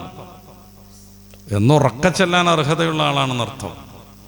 ഒന്ന് ആലോചിച്ച് നോക്കുങ്ങള്. ഇത് എല്ലാ ഗ്രന്ഥങ്ങളും പറയുന്നതാണ് ബ്രഹ്മചര്യം പാടില്ല എന്ന്. ചൈന പോലെയുള്ള രാജ്യങ്ങൾ, റഷ്യ പോലെയുള്ള രാജ്യങ്ങൾ ബ്രഹ്മചര്യത്തിന് നിർബന്ധിച്ചു. വല്ലാതെ പോയാൽ ഒരു കുഞ്ഞു മതി എന്നൊക്കെ പറഞ്ഞുകൊണ്ടിരുന്നു ഒരു ഘട്ടത്തിൽ. അതിൻ്റെ ഫലം ഇപ്പം അനുഭവിച്ചു കൊണ്ടേയിരിക്കുന്നു. ഞാനത് വിശദീകരിക്കണ്ടല്ലോ. ജോലിയുടെ ഇടവേളകളിൽ ഓഫീസിൻ്റെ അടുത്ത് സംവിധാനം ഉണ്ടാക്കിയിട്ട് സെക്സ് നടത്തി കുഞ്ഞുങ്ങളുണ്ടാക്കണം എന്ന് റഷ്യൻ പ്രസിഡന്റ് പുടിൻ പ്രഖ്യാപിച്ചു. എന്നല്ല, സ്ത്രീകൾ ജോലിക്ക് വരണ്ട, വീട്ടിലിരുന്ന് കുഞ്ഞുങ്ങളെ നിർമ്മിച്ചുകൊണ്ടിരിക്കുക. അതാ പ്രയോഗമാണ് ഇപ്പോൾ പാവപ്പെട്ട മുഅ്മിൻ സ്ത്രീകൾക്കെതിരെ പലരും ഉപയോഗിച്ചുകൊണ്ടിരിക്കുന്നത്. കുഞ്ഞുങ്ങളുണ്ടാക്കണ യന്ത്രങ്ങളെന്ന് റഷ്യൻ പ്രസിഡന്റ് പുടിൻ പറഞ്ഞു, നിങ്ങൾ കുട്ടികളുണ്ടാക്കിക്കൊണ്ടിരിക്കുക, കുട്ടികളുടെ സംരക്ഷണം നടത്തുക. എത്ര കുട്ടികൾ കൂടിക്കൂടി വരുന്നു അതനുസരിച്ച് ഗവൺമെൻറ് എല്ലാവിധ സൗജന്യങ്ങളും തന്നുകൊണ്ടിരിക്കും എന്ന് ആശങ്കപ്പെടണ്ടെന്ന്. എന്താ കാര്യം? വൃദ്ധന്മാരുടെ നാടായി ചൈന മാറി, റഷ്യയും മാറി. ഒരു കുഞ്ഞു മതി എന്ന് പറഞ്ഞപ്പോൾ സ്വാഭാവികമായും അത് ആൺകുട്ടിയാവാൻ വേണ്ടി ജനങ്ങൾ ആഗ്രഹിച്ചു. അതിന് പിന്തുണ നിയമപ്രകാരം ഉണ്ടാവുകയും ചെയ്തു. അവിടെ അബോർഷൻ ചെയ്യൽ നിയമവിരുദ്ധമല്ല, വിധേയമാണ്. പെൺകുട്ടിയാണ് സ്കാനിങ്ങിൽ തെളിഞ്ഞിട്ടുണ്ടെങ്കിൽ അവരതിനെ ജ്യൂസ് അടിച്ച് കളയും. അങ്ങനെ ആൺകുട്ടികളുടെ മാത്രം നാടായി മാറി. യുവാക്കൾ മാത്രം, പെൺകുട്ടികളില്ല. അപ്പോൾ കല്യാണം കഴിക്കാൻ വിയറ്റ്നാമിൽ നിന്ന് പുറത്ത് കൊണ്ടുവരേണ്ടി വന്നു പെൺകുട്ടികളെ. രണ്ടും 2 കൾച്ചറായതുകൊണ്ട് വളരെ പെട്ടെന്ന് അവർ ചാടിപ്പോകും. അങ്ങനെ ലോകം തന്നെയും ചർച്ച ചെയ്തൊരു പരസ്യമുണ്ട്, ചൈനയിലെ ഒരു മാട്രിമോണിയൽ ടീം നൽകിയത്. ഞങ്ങളിൽ നിന്നെടുക്കുന്ന വിയറ്റ്നാം പെൺകുട്ടി ചാടിപ്പോയാൽ രജിസ്ട്രേഷൻ ഫീ പോലും ഇല്ലാതെ മറ്റൊരു പെണ്ണിനെ സൗജന്യമായിട്ട് തരും. ഇത്രക്ക് അതപ്പതിച്ചത് എന്തുകൊണ്ടാണ്? മതം അനുവദിക്കുന്ന സെക്സും അതിലുള്ള പ്രജനനവും ഇല്ലാതാക്കിയത് കൊണ്ട്. ഇപ്പൊ വൃദ്ധന്മാരെ നോക്കാനും ജോലി ചെയ്യാനും ആളില്ലാതെ വന്നു. ചൈനയുടെ ഏറ്റവും വലിയ കരുത്ത് മാൻ പവർ ആയിരുന്നു. അവരായിരുന്നു ഈ അടുത്ത കാലം വരെയും ലോകത്തെ ഏറ്റവും കൂടുതൽ ജനസംഖ്യയുള്ള നാട്. കുറഞ്ഞു വന്നു. നമ്മുടെ കേരളത്തിൻ്റെ അവസ്ഥ എന്താണ്? കഴിഞ്ഞ ബഡ്ജറ്റിൽ മന്ത്രി പറഞ്ഞല്ലോ, കുട്ടികൾ വളരെ കുറഞ്ഞു വരുന്നു, അതിൻ്റെ വലിയ പ്രത്യാഘാതം സംഭവിക്കാൻ പോകുന്നു. കാലിക്കറ്റ് യൂണിവേഴ്സിറ്റിയിൽ 1 ലക്ഷത്തിൽ ചില്ലാനും ഡിഗ്രി കോഴ്സുകൾ സീറ്റുകൾ ഒഴിഞ്ഞു കിടക്കാണ്. ഡിഗ്രി ചെയ്യാൻ ആളില്ല. ആ സീറ്റുകളെല്ലാം അവരിഞ്ഞ് എന്ത് ചെയ്യണം എന്നറിയാതെ അന്തം മുട്ട് നടക്കുകയാണ്. ഡിഗ്രി ചെയ്യാൻ ആളില്ല. എങ്ങനെ സംഭവിക്കുന്നത്? ഡിഗ്രിയോട് താല്പര്യമല്ല, ജോലി സംബന്ധമായ കാര്യങ്ങളിലേക്ക് വേഗം കിടക്കുകയാണെന്നുള്ളൊരു വിശദീകരണമുണ്ട്. അത് മൗലികതയെ സ്പർശിക്കുന്നതല്ല ആ വിശദീകരണം. യഥാർത്ഥത്തിൽ സംഭവിച്ചത് എന്താണ്? 10-20 കൊല്ലം മുന്നേ, 15 കൊല്ലം മുന്നേ ഒക്കെ നമുക്കൊന്നു എന്നൊക്കെ പറഞ്ഞ് വ്യാപകമായി പ്രചാരണം നടത്തിയിട്ട് നമ്മുടെ കേരളത്തിൽ കുടുംബാസൂത്രണം വിജയകരമായി സംവിധാനിച്ചതിൻ്റെ ഫലം. ഇനി ഡിഗ്രി കോഴ്സുകൾ ചേരാൻ ആളില്ല, അടുത്ത ഘട്ടമാകുമ്പോഴേക്ക് ജോലി ചെയ്യാൻ ആളില്ല, വൃദ്ധരെ നോക്കാൻ ആളില്ല. ഇതൊക്കെ എന്തുകൊണ്ട് സംഭവിക്കുന്നു? പ്രകൃതിയിലുള്ള പ്രകൃതിപരമായി മനുഷ്യന് വേണ്ട കാര്യങ്ങളൊക്കെയാണ് അള്ളാഹു സൃഷ്ടിച്ചു വെച്ചതും അവൻ ആ ഒരു രീതിയിലാണ് അള്ളാഹു സംവിധാനിച്ചതും. ഇതിന് വിരുദ്ധമായി ആര് പ്രവർത്തിക്കുന്നോ, ഹബീബായ റസൂൽ സല്ലല്ലാഹു അലൈഹി വസല്ലം തങ്ങൾ പറഞ്ഞത് അവൻ നമ്മളിൽപ്പെട്ടവനല്ല എന്നാണ്. അവൻ നമ്മളിൽപ്പെട്ടവനല്ല എന്നാണ്. രാത്രി ഫുള്ള് നിസ്കരിക്കുക, അതേപ്രകാരം എല്ലാ ദിവസവും നോമ്പ് നോൽക്കുക, കല്യാണം കഴിക്കാതിരിക്കുക, ഇതിനെക്കുറിച്ച് വിമർശിച്ച അബീബായ നബി തങ്ങൾ അവസാനം പറഞ്ഞത് അത് നമ്മുടെ ചര്യയല്ല എന്നാണ്. അപ്പൊ ഇല്ലാലാസ്വാജിഹിം, ഭാര്യമാരുമായുള്ള സെക്സിനെ മതം അനുവദിക്കുന്നു, പല ഘട്ടങ്ങളിൽ പ്രോത്സാഹിപ്പിക്കുന്നു, ചില ഘട്ടങ്ങളിൽ അബദ്ധം സംഭവിക്കുമെങ്കിൽ നിർബന്ധമാണെന്നും കൽപ്പിക്കുന്നു. നമ്മുടെ ഏകദേശ ഹുക്കുമൊക്കെ സെക്സുമായിട്ട് ബന്ധപ്പെട്ട് വരും. ഔമാ മലക്കത്ത് സൈമാനുഹും, അത് വിശദീകരിച്ചൊരു ക്ലാസ് തന്നെ പറയേണ്ടതാണ്. ഒരു ക്ലാസിന്റെ ശിഷ്ടം ഭാഗങ്ങളിൽ ഇനി അത് നടക്കുമെന്ന് എനിക്കറിയില്ല. ഒന്ന്, പരിശുദ്ധ ഇസ്ലാം എന്തുകൊണ്ട് അടിമത്തം അനുവദിച്ചു എന്നുള്ളത്. രണ്ടാമത്തേത്, അടിമ സ്ത്രീകളുമായി സെക്സ് നടത്താൻ മതം അനുമതി നൽകുന്നുണ്ട് നിയതമായ രീതിയിൽ, അതെന്തുകൊണ്ട് എന്നുള്ളത് വിശാലമായി ചർച്ച ചെയ്യേണ്ട ഒരു ഭാഗമാണ്. സൂചന മാത്രം ഞാൻ നൽകാം. ഇസ്ലാം എന്തുകൊണ്ട് അടിമത്തം അനുവദിച്ചു? ഒരാളെ പിടിച്ചുകൊണ്ടുപോയിട്ട് അടിമയാക്കാൻ മതത്ത് പറ്റൂല. ഒരാളെ പിടിച്ചുകൊണ്ടുപോയിട്ട് അടിമയാക്കുക, അത് പറ്റൂല. പണ്ടങ്ങനെ ഉണ്ടായിരുന്നു. വലിയ നകളിപ്പും ഉഷാറും കാട്ടുന്ന ഈ യൂറോപ്യൻസൊക്കെ ആഫ്രിക്കന്മാരെ പിടിച്ചു കൊണ്ടുവന്ന് കഷ്ടപ്പെടുത്തി അവരെ കൊണ്ട് സാധിക്കാത്തതിൻ്റെ 4-5 ഇരട്ടി ജോലി പീഡിപ്പിച്ച് ചെയ്തിരുന്നു. ഈ അടിമത്തത്തെക്കുറിച്ചും അബ്രഹാം ലിങ്കൻ നിരോധിക്കാൻ ശ്രമിച്ചു എന്നൊക്കെ പറയുന്ന ഈ സംസ്കാരത്തെക്കുറിച്ചും ആലോചിക്കുമ്പോൾ അടിമത്തം പറഞ്ഞാൽ തന്നെ ഒരു വിഷമം തോന്നും. പക്ഷെ പരിശുദ്ധ ഇസ്ലാമിൽ ഒരാളെ പിടിച്ചുകൊണ്ട് അടിമയാക്കാൻ പറ്റൂല. പിന്നെ എങ്ങനെയാണ് അടിമത്തം സംഭവിക്കുന്നത്? യുദ്ധത്തിൽ പിടിക്കപ്പെടുന്ന ആളുകളെ അന്നത്തെ സാഹചര്യത്തിൽ അടിമകളാക്കലേ നിവൃത്തി ഉണ്ടായിരുന്നുള്ളൂ. ഇങ്ങനത്തെ ജയിലുകളോ ഇങ്ങനത്തെ കെട്ടിടങ്ങളോ അവിടെ സംരക്ഷണം കൊടുക്കലോ ഒന്നും അന്നില്ല. ആരും ചെയ്യലില്ല. പിന്നെ എന്ത് ചെയ്യും? ഓരോരുത്തരെ പിടിച്ചേൽപ്പിക്കും, ഇത് നിന്റെ സേവകനാണെന്ന് പറഞ്ഞിട്ട്. പീഡിപ്പിക്കാൻ പറ്റുമില്ല. അവന് ഭക്ഷണം കൊടുക്കാതെ വസ്ത്രം കൊടുക്കാതെ പീഡിപ്പിക്കൽ ഒന്നുമില്ല. ബിലാൽ റളിയല്ലാഹുവിന്റെ ചരിത്രം കുറച്ച് മുന്നേ നമ്മൾ പറഞ്ഞിട്ടുണ്ട്. അടിമയായിരുന്നു, അതുകൊണ്ട് തോർത്തുണ്ടോലും എടുക്കാൻ പറ്റൂലായിരുന്നു. അങ്ങനെ ഉണ്ട് ഇസ്ലാമിൽ? ഇല്ല. പിന്നെ ഉടമ ഏത് ഡ്രസ്സ് എടുക്കുന്നോ അത് തന്നെ അടിമക്കും നൽകണം. ഉടമ ഏത് ഭക്ഷണം കഴിക്കുന്നോ അത് തന്നെ അടിമക്കും നൽകണം. അദ്ദേഹത്തിന് കഴിയുന്ന ജോലി മാത്രമേ ചെയ്യിപ്പിക്കാവൂ. കൂടുതൽ ജോലി ഉണ്ടെങ്കിൽ ഉടമയും സഹകരിക്കണം, അടിക്കാൻ പാടില്ല. ഇങ്ങനെയൊക്കെ നിബന്ധനയൊത്ത് അറസ്റ്റ് ചെയ്യപ്പെടുന്ന ആളുകളെ ഏൽപ്പിക്കുന്നതാണ് ഇസ്ലാമിലെ ഒരടിമത്തം. രണ്ടാമത്തത്, വാപ്പയ്ക്കുള്ള അടിമകൾ സ്വാഭാവികമായും അനന്തരാവകാശമായി പുത്രന് വരും. മൂന്നാമത്തത്, ഇസ്ലാമിൽ അടിമത്തം സ്ഥിരപ്പെടാനുള്ളൊരു സംഗതി, അടിമയെ വിൽക്കുന്നിടത്ത് പോയിട്ട് അടിമയെ മേടിക്കാൻ പറ്റും. അത് നിരോധിച്ചിട്ടുണ്ടെങ്കിൽ അടിമ മോചനം എന്ന് പറഞ്ഞത് വലിയൊരു കീറാമുട്ടിയായി മാറും. അബൂബക്കർ സിദ്ദീഖ് റളിയല്ലാഹു അൻഹുവിൻ്റെ ഒക്കെ പ്രധാനപ്പെട്ട ഒരു സാമൂഹിക സേവനം അടിമകളെ പണം കൊടുത്ത് മേടിച്ച് അവരുടെ ആത്മാഭിമാനം സംരക്ഷിച്ച് അവരെ സ്നേഹത്തോടുകൂടെ കൈകാര്യം ചെയ്ത് അവരെ മോചിപ്പിക്കലായിരുന്നു. ബിലാൽ ബിൻ റബാഹ് റളിയല്ലാഹു അൻഹുവിനെ മഹാനായ അബൂബക്കർ സിദ്ദീഖ് തങ്ങളാണ് പണം കൊടുത്തിട്ട് മോചിപ്പിക്കുന്നത്. അതുകൊണ്ടാണ് സഹാബിവര്യന്മാർ അബൂബക്കർ തങ്ങളെ പറ്റി ഒരു മഹത്വം പറയാറുണ്ടായിരുന്നു. അബൂബക്കറുൻ സയ്യിദുനാ വഅഅതക സയ്യിദനാ. അബൂബക്കർ തങ്ങൾ ഞങ്ങളുടെ നേതാവാണ്, ഞങ്ങളുടെ നേതാവാകുന്ന ബിലാൽ തങ്ങളെ മോചിപ്പിച്ചയാളുമാണ്. വഅതഖ സയ്യിദനാ, ഞങ്ങളുടെ നേതാവാകുന്ന ബിലാൽ ഇബ്നു റബാഹിനെ മോചിപ്പിച്ചയാളും അബൂബക്കർ സിദ്ദീഖ് തങ്ങളാണ്. അപ്പൊ അടിമക്കച്ചവടത്തിൽ നിന്ന് അടിമനെ മേടിക്കാൻ പറ്റൂല എന്നെങ്ങാനും നിയമം വെച്ചാൽ ഘട്ടം ഘട്ടമായി അടിമത്തം ഇല്ലാതെയാക്കാൻ വേണ്ടി മതം സംവിധാനിച്ച കുറേ കാര്യങ്ങളുണ്ട്. പല തെറ്റുകൾക്കുമുള്ള പ്രായശ്ചിത്തം അടിമമോചനാണ്. പല തെറ്റുകൾക്കുമുള്ള പ്രായശ്ചിത്തം, അതിൻ്റെ ഫിഖ് വിശദീകരിക്കാൻ സമയമില്ല. പല തെറ്റുകൾക്കുമുള്ള പ്രായശ്ചിത്തം അടിമത്വമോചനമാണ്. അപ്പോൾ അടിമനെ മോചിപ്പിക്കണം.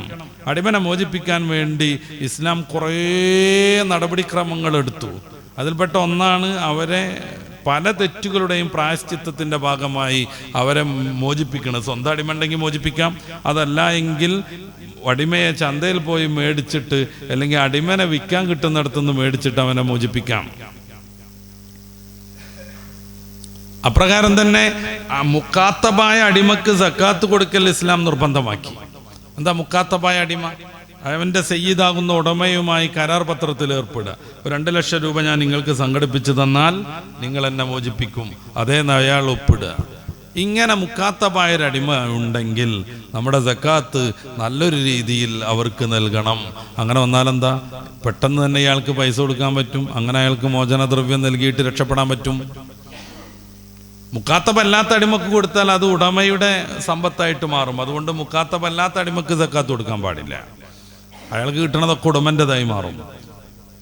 അപ്പൊ ഇസ്ലാം അടിമത്തത്തെ മോചിപ്പിക്കാൻ വിവിധ ഘട്ടങ്ങളിൽ വിവിധ നിയമങ്ങൾ നിർമ്മിച്ചു. ഈ ഒരു 3 രീതിയിലല്ലാതെ ഒരു മനുഷ്യനെ, സ്വതന്ത്ര മനുഷ്യനെ പിടിച്ചുകൊണ്ടുപോയിട്ട് അടിമയാക്കാൻ പറ്റൂല. ഇങ്ങനെയൊക്കെയാണെങ്കിലും കാരുണ്യത്തിന്റെ മതം ഇസ്ലാമിനെ അടിമത്തത്തെ നിരോധിച്ചുകൂടായിരുന്നു. ഘട്ടം ഘട്ടമായിട്ട് കള്ള് നിരോധിച്ചതുപോലെ പല പല ഘട്ടങ്ങൾ കടന്ന് അടിമത്തത്തിൽ നിന്ന് മനുഷ്യനെ മോചിപ്പിക്കാൻ ഒരു നിയമം കൊണ്ടുവന്നുകൂടായിരുന്നു. അടിമത്തത്തിൽ നിന്ന് മനുഷ്യനെ മോചിപ്പിക്കാനുള്ള വിവിധ നിയമങ്ങളുണ്ട്. പക്ഷേ സമ്പൂർണമായി അടിമത്വം നിരോധിച്ചുകൂടാ. അങ്ങനെയാണെങ്കിൽ പരിശുദ്ധ ഇസ്ലാം ഏറ്റവും വലിയൊരു അബദ്ധം ചെയ്തു എന്ന് പിൽക്കാലത്ത് ബോധ്യപ്പെടും. എന്താ കാര്യം? ലോകം നിലനിൽക്കുന്ന കാലം സംഘർഷങ്ങളുണ്ടാകും. ലോകം നിലനിൽക്കുന്ന കാലം യുദ്ധങ്ങളുണ്ടാകും. പലപ്പോഴും ഇസ്ലാമിക രാജ്യത്തിനെതിരെ യുദ്ധവുമായി പലരും വരും. അസമയത്ത് പ്രതിരോധങ്ങൾ തീർക്കേണ്ടി വരും. സ്വാഭാവികമായും നമ്മളൊരു പന്തുകളി മത്സരം പോലെ അല്ല യുദ്ധം എന്ന് പറഞ്ഞാൽ. മത്സരം കഴിഞ്ഞിട്ട് 2 കൂട്ടർക്കും കപ്പിട്ടുന്നു, ഒരാൾക്ക് ഫസ്റ്റിൻ്റെയും ഒരാൾക്ക് റണ്ണറപ്പും കിട്ടുന്നു. അങ്ങനെ പിരിഞ്ഞ പോലല്ല യുദ്ധം. നേരെ മറിച്ച് ഈ യുദ്ധം തീരുമാനമായി കഴിഞ്ഞാൽ പരിശുദ്ധ ഇസ്ലാമിൻ്റെ ഒരു രാഷ്ട്രവും ഒരു ഇസ്ലാമിക രാജ്യവും ഒരു അനിസ്ലാമിക രാജ്യവും തമ്മിലൊരു യുദ്ധം ഉണ്ടാകുന്നു. ഇസ്ലാം അടിമത്തം വിരോധിച്ചു എന്ന് സങ്കല്പിക്കുക. മുഅ്മിനീങ്ങളാവുന്ന പട്ടാളക്കാരെയും ജനങ്ങളെയും വ്യാപകമായി പിടിച്ചുകൊണ്ടുപോയിട്ട് ശത്രുപക്ഷം അടിമയാക്കും. നേരെ മറിച്ച് അവരിൽ നിന്നുള്ള ആളുകളെ പിടിക്കാനോ കൊണ്ടുവരാനോ അറസ്റ്റ് ചെയ്യാനോ മതത്തിന് നിയമമില്ലാതെ വരും. കാരണം മുസ്ലിങ്ങൾക്ക് അടിമത്തം ഹറാമാണ്. അങ്ങനെ വന്നാൽ മുസ്ലിങ്ങളാണെങ്കിൽ തോറ്റുപോകും. കാരണം പിന്നെയും പിന്നെയും യുദ്ധങ്ങളുണ്ടാവും. കാരണം നമ്മൾ ശുഷ്കിച്ചുകൊണ്ടേയിരിക്കും. ഇസ്ലാമിക രാഷ്ട്രം ശുഷ്കിച്ചുകൊണ്ടേയിരിക്കും. ഇവിടെയുള്ള ആളുകളെ അവർ പിടിച്ചുകൊണ്ടുപോയി അടിമകളാക്കും. അവിടെയുള്ള ആളുകളെ പിടുത്തം കിട്ടിയാലും വിടണം. കാരണം നമുക്ക് അടിമത്തം ഹറാമാണ്. അപ്പൊ എങ്ങാനും പരിശുദ്ധ ഇസ്ലാം അടിമത്തത്തെ സമ്പൂർണമായി വിരോധിച്ചിരുന്നുവെങ്കിൽ ലോകക്രമത്തിൽ മൊത്തം രാജ്യങ്ങളും മൊത്തം ആദർശങ്ങളും മൊത്തം ദർശനങ്ങളും മൊത്തം മതങ്ങളും ഇത് തീരുമാനിക്കുന്നതിൻ്റെ മുന്നേ അത് ചെയ്തിട്ടുണ്ടെങ്കിൽ, അങ്ങനെ നിയമം വന്നു, ആരും അങ്ങനെ ചെയ്യാൻ പാടില്ല, ആ രീതിയിലേക്കൊക്കെ എത്തുകയാണെന്നുണ്ടെങ്കിലേ അങ്ങനെ ഒരു നിയമം സ്ഥാപിക്കാൻ പറ്റൂ. ഇനിയിപ്പോക്കെ ഏതൊക്കെ വിയന്ന കരാറിൻ്റെ ഒക്കെ ഭാഗമായിട്ട് അങ്ങനെ പിടിക്കാൻ പാടില്ല എന്നൊക്കെ ഉണ്ട്. പക്ഷേ പിടിക്കൽ വ്യാപകമായി നടക്കുന്നുണ്ട്. ഇനി പോട്ടെ, ഈ ഒരു കരാർ എങ്ങാനും പിൻവലിക്കപ്പെട്ടുവെങ്കിൽ പിന്നെയും അടിമത്തം കടന്നു വരും. അസമയത്ത് മതം ശൂന്യമാകും. അതുകൊണ്ടാണ് പ്രായോഗികമായ ആദർശമാകുന്ന പരിശുദ്ധ ഇസ്ലാം, സർവകാലികമാകുന്ന ദർശനം, എല്ലാത്തിനും പറ്റും വിധം അടിമത്തത്തെ സമ്പൂർണമായി വിരോധിക്കാതെ എന്നാൽ അടിമകളാകുന്ന ആളുകളെ രക്ഷപ്പെടുത്താനുള്ള നിരവധിയാകുന്ന നിയമങ്ങളും വ്യവസ്ഥകളും രൂപീകരിക്കുന്നത്. സ്വാഭാവികമായും അവിടുത്തെ സെക്സിനെ കുറിച്ച് പറയാനുണ്ട്. അടിമ സ്ത്രീകളുടെ ദീർഘകാല ജീവിതത്തിൽ അവർക്കുള്ള ലൈംഗികമായ പ്രചോദനങ്ങളും താല്പര്യങ്ങളും തീർന്നു കിട്ടാൻ വേണ്ടി അവരുമായി ലൈംഗിക ബന്ധത്തിന് നിയതമായ രീതിയിൽ മതം അനുവദിക്കുന്നുണ്ട്. ആ അടിമത്തത്തിൻ്റെ കരാറ് തന്നെയാണ് നിക്കാഹിൻ്റെ കരാറ് പോലെയായിട്ട് മതം പരിഗണിക്കുന്നത്. അപ്പൊ ഇത് പാടുണ്ടോ ഇല്ലേ? ഇത് പാടുണ്ട് ഇല്ലേ എന്ന് വെച്ചാൽ പുരാണ സംസ്കാരം മുതൽ ഇതൊക്കെ ഉണ്ട്. ഇബ്രാഹിം നബി അലൈഹി സ്വലാത്തു വസ്സലാമിന് ഹാഗാർ എന്ന് പറയുന്ന അടിമയിലാണ് ഇഷ്മയേൽ ജനിക്കുന്നത് എന്ന് ബൈബിൾ പറയുന്നു. വേറെ പല കഥകളുണ്ട്, വേറെ പലരുടെയും ചരിത്രമുണ്ട്. ഹാഗാർ എന്ന് പറയുന്ന അടിമയിലാണ് അബ്രഹാം പിതാവിന് ഇഷ്മയേൽ ജനിക്കുന്നത്. അദ്ദേഹത്തിൻ്റെ ഭാര്യയല്ല, അടിമയാണ്. ഇത് ലോക ചരിത്രത്തിലും ദർശനങ്ങളിലും മുഴുവൻ നടന്നുവരുന്നു. പല സ്മൃതികളിലൊക്കെ പറയുന്ന ഈ ജാതി വ്യവസ്ഥ എന്ന് പറഞ്ഞാൽ അടിമത്തയുടെ മൂർത്തരൂപമായിട്ടാണ് നമുക്ക് മനസ്സിലാക്കുക. നമ്മൾ വെറുതെ മനസ്സിലാക്കുന്നതല്ല. ഡോക്ടർ അംബേദ്കർ ഒക്കെ അത് തുറന്നു പറഞ്ഞതാണ്. അദ്ദേഹത്തിൻ്റെ സമ്പൂർണ്ണ കൃതികളുടെ വിവിധ വാള്യങ്ങൾ അത് വിശദീകരിക്കാൻ വേണ്ടി മാത്രം മാറ്റിവെച്ചതുമാണ്. പ്രത്യേകിച്ച് 8-ാം വാള്യവും 5-ാം വാള്യമൊക്കെ. ഇത് അടിമത്തത്തെക്കാളും മാരകമായൊരു വ്യവസ്ഥയാണ്. അപ്പൊ ഇതൊക്കെ ലോക ചരിത്രത്തിൽ ഉടനീളം നിന്നു വന്നതാകുന്നു. പരിശുദ്ധ ഇസ്ലാമാണ് അതിനൊരു ഏറ്റവും മാന്യമായ രീതിയും നിർവഹണ രീതിയും ഉണ്ടാക്കുന്നത്. ഇത് സംബന്ധമായി കുറേ കാര്യങ്ങൾ വിശദീകരിക്കേണ്ടതുണ്ട്. സൂചന മാത്രം ഞാൻ നൽകിയതാണ്. ഫഇന്നഹും ഗൈറു മലൂമീൻ, ഇങ്ങനെ അനുവദനീയമായ രീതിയിൽ സെക്സ് നടത്തുന്നത് തീരെ ആക്ഷേപിക്കപ്പെടേണ്ടതല്ല. ഫമനിബ്തഗാ വറാഅ ദാലിക്, ഇതിനപ്പുറം മറ്റ് ചില രീതികൾ ആരെങ്കിലും ആസൂത്രണം ചെയ്താൽ ഫൗലൈക ഹുമുൽ ആദൂൻ, അവർ പരിധി ലംഘിച്ചവരാകുന്നു. ഇത് പ്രത്യേകം ശ്രദ്ധിക്കേണ്ടതാണ്. ലൈംഗികമായ ഭാര്യമാരുമായുള്ള നിയതമായ ബന്ധം ഞാൻ നിയതം നീതിയുക്തം എന്നൊക്കെ ഇടക്കിടക്ക് പറയണത് ഏതെങ്കിലുമൊക്കെ വീഡിയോസ് കണ്ടു, ഏതൊക്കെയോ വൃത്തികെട്ട പോൺ സൈറ്റുകളിൽ ചെന്നു, എന്നിട്ട് അവിടെ കണ്ടതൊക്കെ പ്രയോഗിക്കണം എന്ന് കരുതുന്ന ഒരു ട്രെൻഡ് വളർന്നു വരുന്നു. ഈയിടെ ഷാർജയിൽ ആത്മഹത്യ ചെയ്ത ഒരു സ്ത്രീ എഴുതി വെച്ചത് അങ്ങനെയാണ്. അയാൾ ഭയങ്കരമായ വൈകൃതത്തിൻ്റെ ആളായിരുന്നു, സഹിക്കാൻ പറ്റണില്ല എന്ന് ഭർത്താവിനെ കുറിച്ച്. ഇതൊരു കേസൊന്നുമല്ല, കുറേ കേസുകൾ നമ്മളിപ്പോൾ കേരളത്തിൽ ചർച്ച ചെയ്തുകൊണ്ടിരിക്കുകയാണ്. അയാൾ കാണുന്ന പോൺ സൈറ്റുകളിൽ കാണുന്നതൊക്കെ യാഥാർത്ഥ്യമാണെന്ന് വിചാരിച്ച് അതെല്ലാം ചെയ്യാൻ അയാൾ എന്നെ നിർബന്ധിപ്പിക്കുമായിരുന്നു എന്നാണ് ആ പെൺകുട്ടി ആത്മഹത്യയിൽ എഴുതി വെച്ചത്, ആത്മഹത്യാക്കുറിപ്പിൽ. ഇത് ഒരിക്കലും പാടില്ലാത്തതാണ്. മതം നിശ്ചയിച്ച ലൈംഗിക ബന്ധത്തിൻ്റെ നൈസർഗികമായ ആ രീതിക്കപ്പുറം വൃത്തികെട്ട രീതിയിൽ ലുത്ത് നബിയുടെ സമൂഹത്തിനെ കുറിച്ചൊക്കെ ആരോപിക്കപ്പെട്ടതുപോലെയുള്ള ഏർപ്പാടുകൾ കഠിനമായ നിഷിദ്ധമാണ്. സ്വന്തം ഭാര്യയെപ്പോലും ഈ എന്താണ് പറയാ, ആ ഗുദരതിക്ക് ആരെങ്കിലും നിർബന്ധിച്ചിട്ടുണ്ടെങ്കിൽ അവൻ മൽഊനാണെന്ന് കൃത്യമായ രീതിയിൽ ആക്ഷേപിക്കപ്പെട്ടവനാണെന്ന് നിരവധിയായ ഹദീസുകളിലുണ്ട്. കടുത്ത ഹറാമാണത്. അതാണ് മതം അനുവദിച്ചതെന്ന് ഞാൻ പറഞ്ഞുകൊണ്ടിരിക്കുന്നത്. പിന്നെ ഈ ജെൻഡർ മാറിയിട്ടുള്ള സെക്സ്, പെണ്ണുമായിട്ട് ആണാണുമായിട്ടുള്ളത് കഠിനമായി വിരോധിക്കപ്പെട്ടതാണ്. അത് ഏത് ന്യായം പറഞ്ഞാലും, പുതിയ കാലത്ത് ഞങ്ങളുടെയൊക്കെ മനസ്സ് അതിന് പാകപ്പെട്ടു എന്നൊക്കെ പറഞ്ഞാലും, മനസ്സിനെ പാകപ്പെടലും പെടുത്തലും സാഹചര്യങ്ങൾക്കും സമ്മർദ്ദങ്ങൾക്കും അനുസരിച്ചാണ്. എതിരായ മോട്ടിവേഷൻ കൊടുക്കണം, നല്ല സൈക്കാട്രിസ്റ്റിനെ കാണിച്ചു കൊടുക്കണം. അല്ലാതെ ഗേ ലെസ്ബിയൻ ബന്ധങ്ങളെ ഒരു നിലക്കും മതം അംഗീകരിക്കാൻ പാടില്ല. ചില മതങ്ങളൊക്കെ ഈ ലിബറലിസം കയറി മേഞ്ഞിട്ട് അതിനൊക്കെ അംഗീകാരം നൽകുന്നുണ്ട്. ഈ മരണപ്പെട്ട ഫ്രാൻസിസ് മാർപ്പാപ്പ അദ്ദേഹത്തിൻ്റെ അവസാനമായി തീരുമാനിച്ച ചില മതവിധികളിൽ ഒന്നതായിരുന്നു ഗേ ലെസ്ബിയൻ ബന്ധങ്ങൾക്ക് അനുമതി കൊടുക്കുക, എല്ലാ പള്ളിയും അതിന് സംവിധാനം ഏർപ്പെടുത്തി കൊടുക്കുക, എല്ലാ പള്ളിയിലെ അച്ഛന്മാരും അവരുടെ കുർബാനയിലും നിക്കാഹിലും ഒക്കെ പങ്കെടുക്കുക. മതത്തിന് ഇത് പറ്റൂല, ബൈബിളിനും അത് പറ്റൊന്നുമില്ല. അവരുടെ തീരുമാനം എന്തെന്നുള്ളത് വേറെ കാര്യം. സ്ത്രീയോടെന്ന പോലെ പുരുഷനോടൊപ്പം ശയിക്കുന്നവർ അഭിശപ്തരാണെന്നും അവരെ നഗരാതിർത്തിയിൽ നിന്ന് പുറത്താക്കണം എന്നൊക്കെയാണ് ബൈബിളിലുള്ളത്. അപ്പൊ ഇന്ന് വർദ്ധിച്ചു വരുന്ന ഹോമോസെക്ഷൽ ജീവിതം എന്ന് വെച്ചാൽ ആണിനോടും പെണ്ണിനോടുമുള്ള ജീവിതം, ആണിനെയും പെണ്ണിനെയൊക്കെ അതത് സമയത്ത് തരാതര ഉപയോഗിക്കുന്ന രീതി, അതിന് ബൈസെക്ഷൽ എന്നാണ് പറയാം. കഠിനമായ ഹറാമാണ്, നിഷിദ്ധമാണ്, പാടില്ലാത്തതാണ്. അതിൻ്റെ താഴെയും വേറെ ചില സംഗതികളൊക്കെ ഉണ്ട്. മാസ്റ്റർബേഷൻ എന്നൊക്കെ പറയുന്ന സ്വയം ഭോഗം, അത് മതം വിരോധിച്ചതാണ്. ഹബീബായ റസൂൽ സല്ലല്ലാഹു അലൈഹി വസല്ലം തങ്ങൾ പറയുന്ന ഒരു ഹദീസ്, മൽഊനാണ് എന്ന രീതിയിലുള്ള ഒരു ഹദീസ് ഇബ്നു കസീർ ഉദ്ധരിക്കുന്നുണ്ട്. അതിലെന്താ, നാക്കിഹുൻ യദഹു എന്നാണ് പ്രയോഗം. ഹദീസ് തുടങ്ങുന്നത് സബഅത്തുല്ല യൻറുല്ലാഹു ഇലൈഹിം യൗമൽ ഖിയാമ. 7 വിഭാഗം ആളുകൾ അള്ളാഹു അവരെ ഖിയാമത്ത് നാളിൽ തീരെ അനുഗ്രഹിക്കില്ല.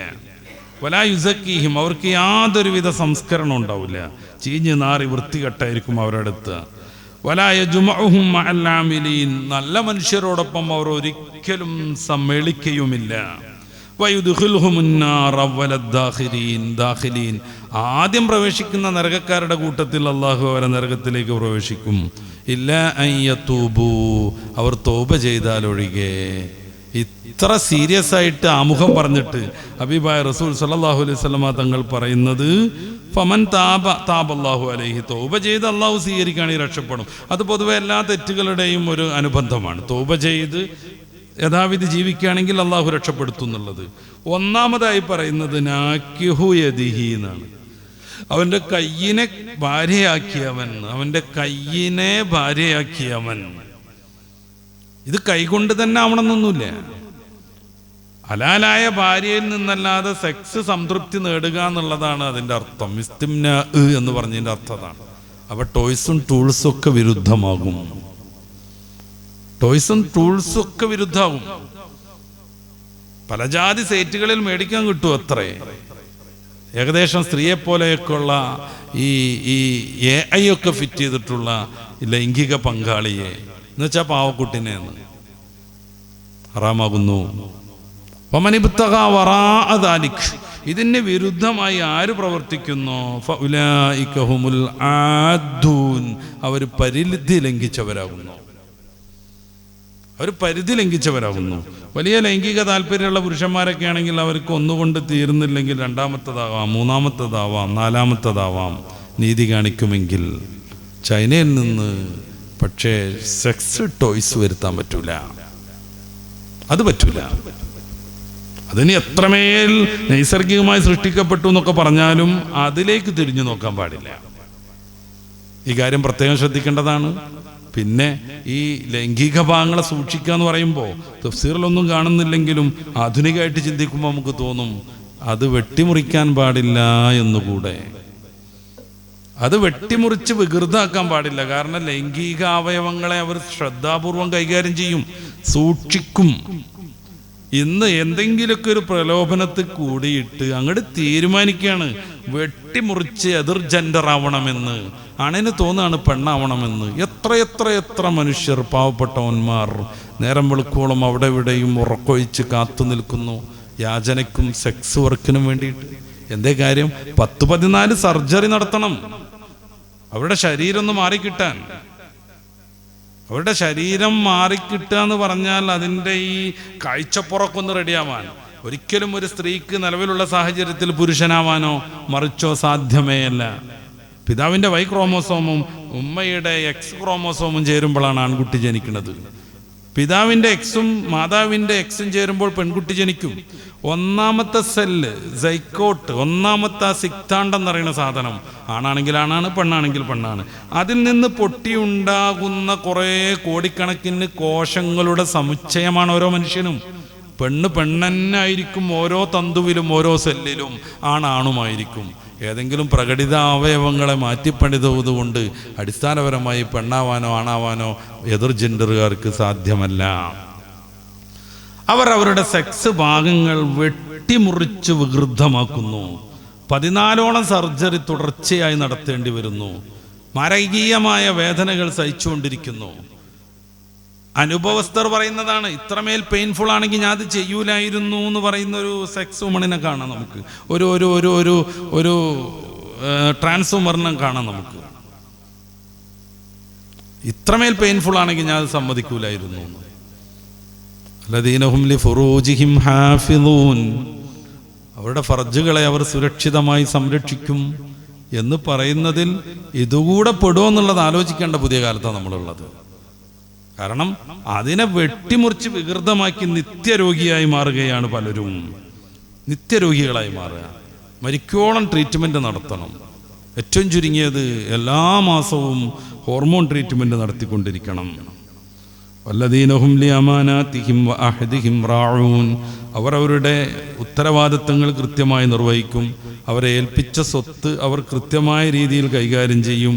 അവരുമായുള്ള കരാറുകൾ അവർ കൃത്യമായി പാലിക്കും. കരാർ ലംഘിക്കുന്നത് മുനാഫിക്കിൻ്റെ അടയാളമായി മുഹമ്മദ് റസൂൽ സല്ലല്ലാഹു അലൈഹി വസല്ലം തങ്ങൾ പഠിപ്പിക്കുന്നു. അത് പാലിക്കും. അത് നമ്മൾ വാക്ക് പറഞ്ഞാൽ വാക്ക് തന്നെ ആയിരിക്കണം. ഇപ്പോൾ വിദേശ രാജ്യങ്ങൾ കുറേ രാഷ്ട്രങ്ങളൊക്കെ ഉണ്ട്, കുറേ കരാറുണ്ടാവും. UN എന്നൊക്കെ പറയുന്നൊരു കടലാസ് സംഘടന ഉണ്ട് കരാറുണ്ടാക്കാനായിട്ട്. ആരും പാലിക്കൂല, എല്ലാവരും അതിന് വിരുദ്ധമായി പ്രവർത്തിച്ചുകൊണ്ടിരിക്കും. ഇസ്രായേലിനും അമേരിക്ക കൊണ്ടൊക്കെ എത്ര കരാറുണ്ട്, അവർക്ക് തോന്നുമ്പോൾ ലംഘിക്കും. ഇതല്ല യഥാർത്ഥ സത്യവിശ്വാസി, അതവർ ശ്രദ്ധിക്കും. വല്ലദീനഹും അലാ സ്വലാത്തിഹിം യുഹാഫിളൂൻ, അവരുടെ നിസ്കാരം അവർ സമയത്ത് നിർവഹിക്കും. ഖാശിഈൻ എന്നാണ് ആദ്യം പറഞ്ഞത്. ഇപ്പോൾ അവരുടെ സമയത്തിനെ അവർ പാലിക്കും. ഏറ്റവും ശ്രേഷ്ഠമായ അമൽ ഏതാണെന്ന് ചോദിച്ചപ്പോൾ അസ്സലാത്തു ഫി അവ്വലി വഖ്തിഹ എന്ന റസൂൽ സല്ലല്ലാഹു അലൈഹി വസല്ലം തങ്ങൾ പറഞ്ഞത്. സമയം പാലിച്ച് ശ്രദ്ധാപൂർവം അവർ നിർവഹിക്കും. വല്ലദീനഹും അലാ സ്വലാത്തിഹിം യുഹാഫിളൂൻ, അവരവരുടെ സലാത്തിൻ്റെ നിസ്കാരത്തിൻ്റെ വഖ്ത് ശ്രദ്ധിക്കും, വുളു ശ്രദ്ധിക്കും, കൃത്യമായി പാലിക്കും. ഉലൈക ഹുമുൽ വാരിസൂൻ, അവരാണ് അനന്തരാവകാശികൾ. അല്ലദീന യരിസൂനൽ ഫിർദൗസ ഹും ഫീഹാ ഖാലിദൂൻ, അവർ അവരുടെ പൂർവ്വപിതാവാകുന്ന ആദം നബി അലൈഹിസ്സലാത്തു വസ്സലാമിൻ്റെ തറവാട് ഭവനമാകുന്ന ഫിർദൗസാകുന്ന സ്വർഗത്തെ അവർ അനന്തരമെടുക്കും. അവരുടെ പൂർവ്വപിതാവാകുന്ന ആദം നബിക്ക് അള്ളാഹു താമസ സൗകര്യം ഏർപ്പെടുത്തിയത് ഫിർദൗസിലായിരുന്നു. ആ ഫിർദൗസാണ് ഏറ്റവും ശ്രേഷ്ഠമായ സ്വർഗം. അതുകൊണ്ടാ വൈദാ സഅൽതും, നിങ്ങൾ ചോദിക്കുകയാണെങ്കിൽ വസ്അലുൽ ഫിർദൗസ്, ഫിർദൗസിനെ ചോദിക്കണമെന്ന് അബീബ റസൂൽ സല്ലല്ലാഹു അലൈഹി വസല്ലം തങ്ങൾ പറയുന്നത്. അത് നമ്മുടെ വാപ്പാൻ്റെയും ഉമ്മാൻ്റെയും ആദ്യത്തെ ഭവനമാണ്, നമ്മുടെ തറവാടാണ്, മാതാപിതാക്കളുടേത് അനന്തരെടുക്കലാണ് ഇർസ് എന്ന് പറഞ്ഞാൽ. അപ്പോൾ മുഅ്മിനീങ്ങളെ കുറിച്ച് പറയുന്നത് അവർ മാതാവിൻ്റെയും പിതാവിൻ്റെയും ആദ്യത്തെ ഭവനമാകുന്ന സ്വർഗത്തെ അനന്തരമെടുക്കും. സത്യവിശ്വാസികളെ കുറിച്ച് ഇത്രയും പറഞ്ഞ വിശേഷണങ്ങൾ ഏകദേശം വേറെ രീതിയിലും പല രീതിയിലും മറ്റ് ചില വസ്തുതകൾ കൂടെ ആഡ് ചെയ്തുകൊണ്ട് സൂറത്തുൽ മആരിജിലും നമുക്ക് കാണാം. അവിടെ ഇല്ലാ അലാ അസ്വാജിഹിം ഔ മാ മലക്കത് സൈമാനുഹും ഫഇന്നഹു ഗൈറു മലൂമീൻ ഫമൻ ഇബ്തഗാ വറാഅ ദാലിക ഫഉലൈക ഹുമുൽ ആദൂൻ എന്ന് പറഞ്ഞ് വല്ലദീനഹും ലി അമാനാതിഹിം വഅഹദിഹിം റാഊൻ, അവരെ ഇടപാടുകൾ തീർക്കും, അവർ കരാറുകൾ പാലിക്കും. വല്ലദീനഹും ബിശഹാദാതിഹിം ഖായിമൂൻ വല്ലദീനഹും അലാ സ്വലാത്തിഹിം യുഹാഫിദൂൻ. ഈ പറഞ്ഞിടത്ത് എത്തിയതിൻ്റെ ശേഷം ഉലൈക ഫീ ജന്നാത്തിൻ മുക്രമൂൻ, അവർ സ്വർഗത്തിൽ വിശുദ്ധരായി ഉന്നതന്മാരായി പ്രവേശിക്കുമെന്നാണ് പറയുന്നത്. രണ്ടിൻ്റെയും അവസാനം അവർക്ക് സ്വർഗമാണ് അല്ലാഹു വാഗ്ദാനം ചെയ്യുന്നത്. യഥാർത്ഥ വിശ്വാസികളുടെ ഏതാനും പ്രധാനപ്പെട്ട വിശേഷണങ്ങളാണ് നമ്മൾ പറഞ്ഞത്. ഇത് സംസാരിച്ചത് എന്തിനാന്ന് വെച്ചാൽ നമ്മുടെ ജീവിതത്തിൽ അത് അങ്ങനെ തന്നെ കടന്നു വരണമെന്ന് കരുതിയിട്ട്.